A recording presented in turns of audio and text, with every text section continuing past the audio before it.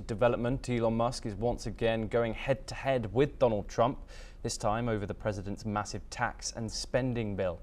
In a series of blistering posts on Saturday, the billionaire tech entrepreneur called the Senate's version of Trump's One Big Beautiful Bill utterly insane and destructive, warning that it could destroy millions of jobs and inflict immense strategic harm to the United States economy. Musk accused Republican lawmakers of handing out subsidies to what he called industries of the past, while choking off support for future-focused sectors like renewables and high-tech manufacturing. He said passing the bill would be, quote, political suicide for the Republican Party.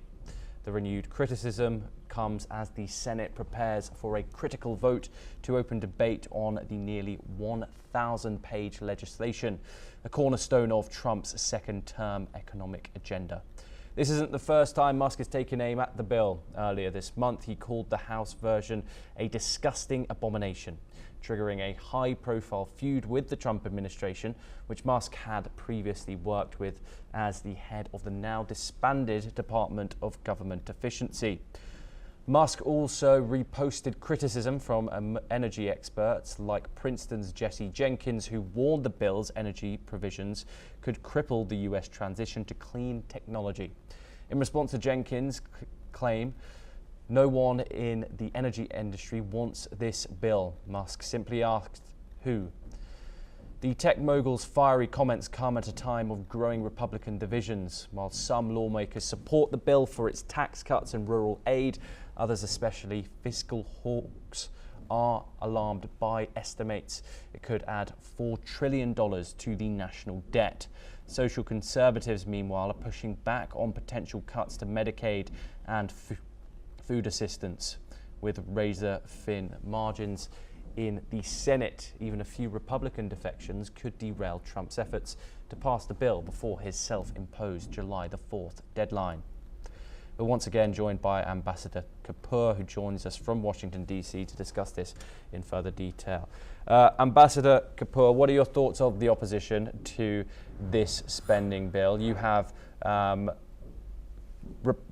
Republicans also against this big, beautiful bill. What are the risks for them, and what are your thoughts about the current political divide of America when it comes to economic policy right now, especially in regards to this bill?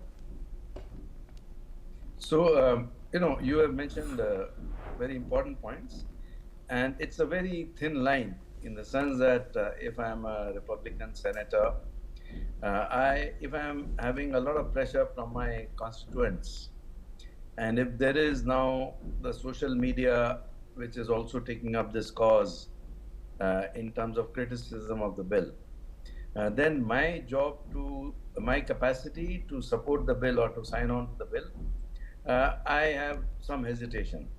Now, so far in most of the issues, the Trump administration has managed to keep most of the Republican, senators and congressmen in supporting all his proposals. This is going to be a very big test this time, because this hits at the basic, the basic basis of the economy, the roots of the economy, the current state of the economy, and the future state of the economy. So it is not going to be easy. They may be able to muster support at the last moment, but even if it gets passed, it's not that the crisis is going to blow over. The crisis is going to continue till there are some fundamental solutions which are found for dealing with this very, very important issue, which is going to impact not only the US economy but the global economy.